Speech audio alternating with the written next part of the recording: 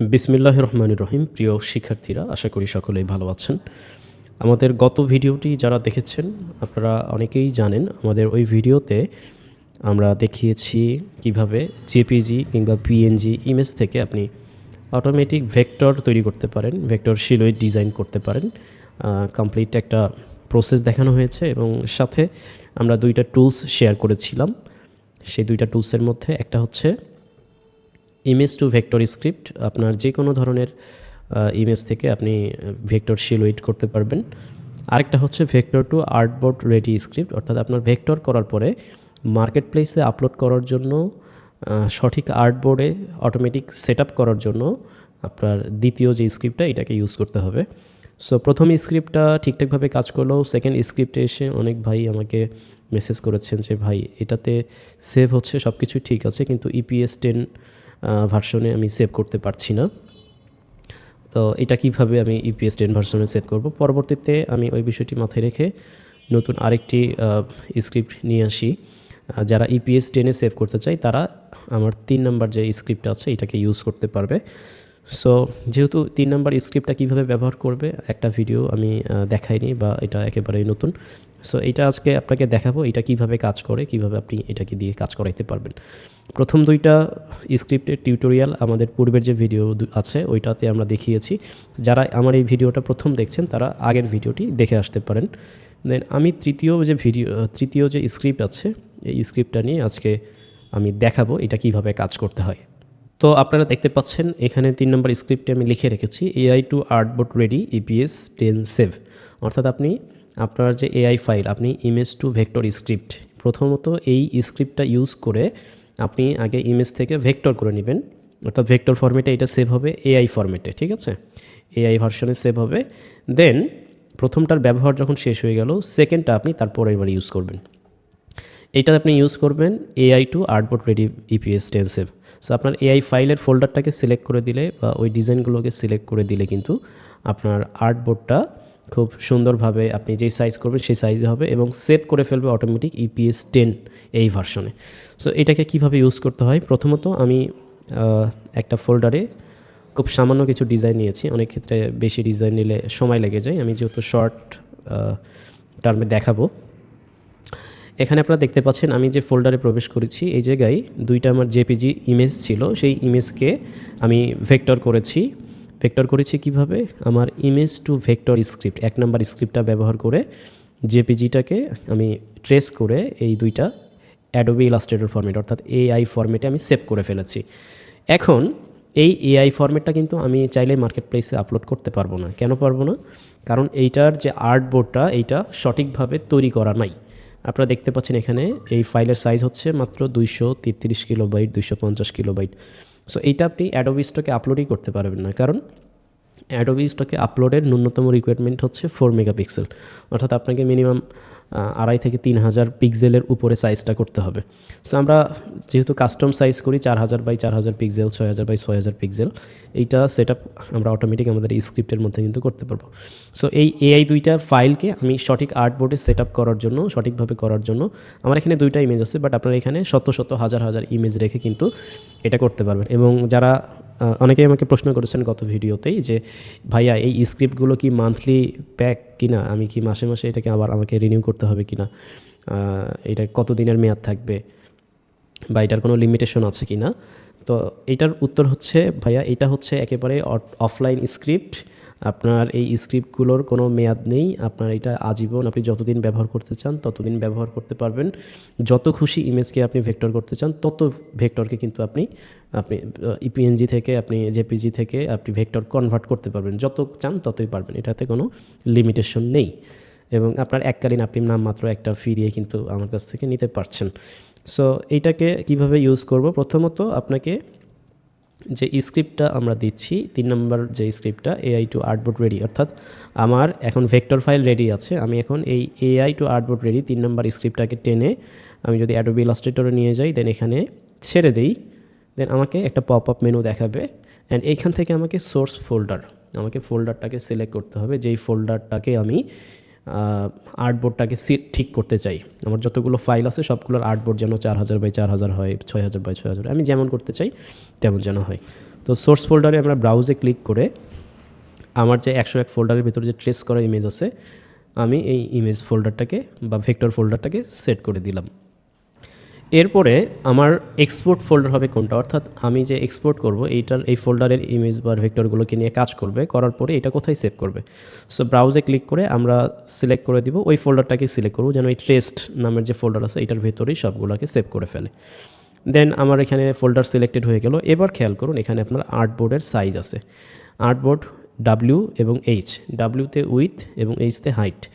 তো উইথ প্রস্থ আপনার কত হবে, প্রস্থ আমি দিচ্ছি 4000, অ্যান্ড আমি যদি হাইট দিই, হাইট আমি দিচ্ছি ধরেন 6000 পিক্সেল, 4000 বাই 6000 পিক্সেল আমি আর্টবোর্ড রাখলাম।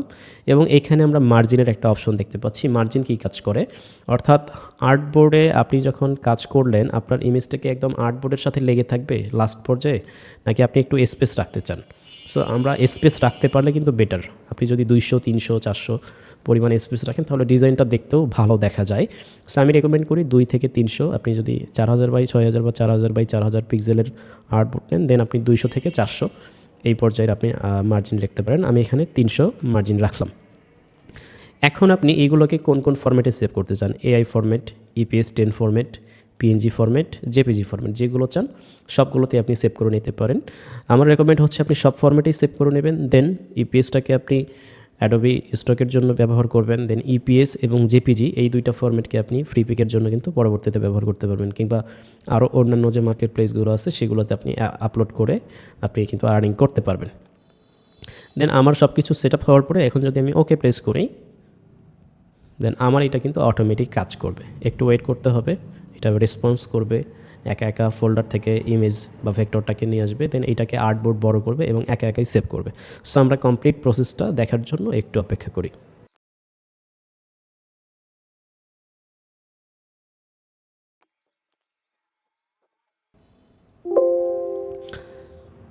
এখন আমরা দেখতে পাচ্ছি এখানে একটা স্ক্রিপ্ট অ্যালার্ট দিচ্ছে, অর্থাৎ done, EPS 10 save, centered, fix, final version complete. অর্থাৎ আপনার ফাইলগুলোকে খুব সুন্দরভাবে আর্টবোর্ড রেডি করেছে, দেন ইপিএস 10 ভার্সনে সেভ করে ফেলেছে। এখন আমরা ওকে করে ফেলি। অ্যান্ড ওকে করার পরে আমি যদি ডিজাইনগুলোকে আপলোড করি, ওপেন করি, ওপেন কোন জায়গায় করবো, আমার 101 এই ফোল্ডারের ভেতরে যাই। এরপরে আমি যদি আমার ট্রেস্ট ফোল্ডারটা ওপেন করি, দেন এখানে দেখতে পারবো আমি যেই ফরম্যাটে সেভ করেছি সেই কয়টা ফোল্ডার তৈরি হয়েছে, AI format, EPS format, JPG format, PNG format. আমরা যদি জেপিজিগুলোকে দেখি, দেন আমি এখানে প্রিভিউ প্যানেল অন করে রেখেছি। আমি জেপিজিতে ক্লিক করলে দেখবেন এই পুরো ইমেজটা সুন্দরভাবে দেখতে পাচ্ছেন। এই যে এখানে আউটসাইডে কিন্তু মার্জিন রেখে দিয়েছে 300 করে, 300 পিক্সেল করে মার্জিন আছে। সেম পরের ছবিটাকে ক্লিক করলে পরের ছবিটা ইমেজটা আপনারা দেখতে পাচ্ছেন। এখন আমি যদি ইপিএস যে ভার্সনটা আছে এটাকে যদি অন করি, ইপিএসটাকে যদি আমি ক্লিক করে ওপেন করি, দেখতে পাচ্ছেন এখানেও কিন্তু ইপিএসটা আছে। আমরা সরাসরি এটাকে অ্যাডোবি ইলাস্ট্রেটরে অন করতে চাই, সো এটাকে ডাবল ক্লিক করলাম এবং আমি যদি আর্টবোর্ডটাকে এখন ছোট করি, দেন আপনি দেখতে পারবেন এটা কিন্তু খুব সুন্দরভাবে দারুণ একটা আর্টবোর্ড হয়ে গিয়েছে। আমরা ফাইল সাইজটা যদি একটু চেক করে নিই, ফাইল সাইজ দেখতে পাচ্ছেন 5665 কিলোবাইট, অর্থাৎ আপনার কিন্তু পারফেক্ট আর্টবোর্ডে আছে। আপনার 3000 পিক্সেলের উপরে আর্টবোর্ড থাকলেই আপনি বুঝবেন এটা মার্কেট প্লেসে আপলোড করা যাবে। সো আমরা ডকুমেন্ট সেটআপ থেকে এইটার আর্টবোর্ড সাইজটা দেখতে পারি, অথবা আমি যদি এখানে আর্টবোর্ড টুলে ক্লিক করি তাহলেও কিন্তু আমি এখানে আর্টবোর্ডটা দেখতে পারবো সাইজটা 4600 পয়েন্ট বাই 6600 পয়েন্ট আছে। অর্থাৎ আমরা এখানে যে পিক্সেলটা দিয়েছি মার্জিনটা সেটাকেও এখানে যুক্ত করে ফেলেছে আর কি। সো এটা গুড, এটা বেটার, এটা আমাদের জন্য ভালো। তো এইভাবে আমরা কিন্তু অটোমেটিক আর্টবোর্ড রেডি করতে পারি, আনলিমিটেড ফাইল তৈরি করতে পারি। যে কোনো ধরনের একটা ইমেজ যদি আমরা অটোমেশন প্রক্রিয়ায় একটা ফোল্ডারকে সিলেক্ট করে দিই যেখানে 200, 400, 500, 600, 1000 ফাইল আছে, কম্পিউটার যদি একা একা নিজেই আমার কাজগুলো করে দেয়, দেন আমার কিন্তু কাজের গতি বাড়বে। কাজের গতি বাড়া মানে আপনার আর্নিংটা বাড়বে। সো এই বিষয়গুলো নিয়ে আপনারা কাজ করতে পারেন। চাইলে এই স্ক্রিপ্টগুলোকে আপনারা আমার কাছ থেকে নিতে পারেন। স্ক্রিপ্ট কোথায় পাবেন, কিভাবে পাবেন, কমপ্লিট ডিটেলস এই ভিডিওর কমেন্টে দেওয়া আছে, আপনারা কমেন্ট সেকশনটা দেখতে পারেন। সো ভিডিওটা যারা দেখছেন আশা করি আপনারা সকলেই উপকৃত হবেন এবং রেগুলার কাজ করলে মাইক্রোস্টক থেকে আপনারা কিন্তু সত্যিকার অর্থেই ভালো কিছু করা সম্ভব যদি আপনি সিরিয়াস থাকেন। দেন একটা ব্যাপার বলে রাখি, আপনারা যারা কাজ করছেন অলরেডি, অনেকেই হয়তো ম্যানুয়ালি কাজ করছেন, ম্যানুয়ালি কাজ করাটা বেটার, এটা good for all everyone. But আপনি একটু যদি চিন্তা করেন, আপনার কাজের পারপাসে একটা অ্যাসিস্ট্যান্ট যদি আপনি রাখেন, আপনার একজন অ্যাসিস্ট্যান্ট যদি সেই কাজগুলোকে যেগুলো লুপ ওয়ার্ক, অর্থাৎ একই কাজ বারবার করতে হচ্ছে, এই সিস্টেমটা যদি আপনি কম্পিউটারকে নিজেকেই প্রোগ্রাম করে বলে দেন যে কম্পিউটার নিজের মতো করে সে কাজ করে ফেলুক, সো এইটা কিন্তু আপনার কাজগুলোকে এগিয়ে নেওয়া হচ্ছে। সো নিজের পেছনে একটু ইনভেস্ট করতে পারেন, নিজের কাজের জন্য কিছু টুলস ইনভেস্ট করতে পারেন, এইটা আপনার কাজের যেমন গতি বাড়াবে, সেম আর্নিংও কিন্তু তেমন আসবে। এই স্ক্রিপ্টগুলো আপনাদেরকে আমি নামমাত্র মূল্যে দিচ্ছি, দেন সামনে আরও বেটার স্ক্রিপ্ট নিয়ে আসার চেষ্টা করব, যেগুলো আপনার মাইক্রোসফট জার্নিটা হয়তো আরও সহজ করে দিবে। সো একটা ডিজাইন যখন আমরা অ্যাডোবি স্টক থেকে দেখি যে ডাউনলোড হচ্ছে, একটা ডিজাইন ডাউনলোড হইলেই কিন্তু সেখান থেকে আমরা মোটামুটি 1-150 টাকা পর্যন্ত আর্নিং করতে পারি, তাই না? এমনও ডিজাইন আছে যেখানে প্রায় $1 পর্যন্ত আর্নিং দিচ্ছে, কম বেশি দিয়ে থাকে। সো সেখানে আপনি নামমাত্র একটা টুল ইউজ করে যদি হাজার হাজার ফাইল তৈরি করতে পারেন এবং সেখান থেকে সেগুলো দিয়ে আর্নিং করতে পারেন, সো এটা কিন্তু গুড ইনভেস্টমেন্ট। আশা করি আপনাদের এটা উপকৃত হবেন এই ভিডিওটা দেখে। যারা ভিডিওটা দেখেছেন ভালো লেগেছে, আপনারা কমেন্ট করতে পারেন। আপনাদের কমেন্টের ভিত্তিতে কিন্তু আমার নতুন নতুন ভিডিওগুলো আসে এবং আমি অনুপ্রাণিত হই আপনাদের কমেন্টগুলো দেখে। আর যারা একেবারেই নতুন দেখছেন, আমাদের এই চ্যানেলটা সাবস্ক্রিপশন করে রাখবেন, কারণ এই চ্যানেলে কমপ্লিট অ্যাডোবি স্টক নিয়ে 20টা ক্লাসের একটা সিরিজ ভিডিও আমি আপলোড করছি রেগুলার, প্রতিনিয়ত আপলোড হয়ে আসতেছে। দেন পরবর্তীতে অন্যান্য মার্কেট প্লেসগুলো নিয়েও ভিডিও আসবে ইনশাল্লাহ। এই জন্য এই চ্যানেলের সাথেই থাকতে পারেন। ধন্যবাদ সবাইকে, আসসালামু আলাইকুম।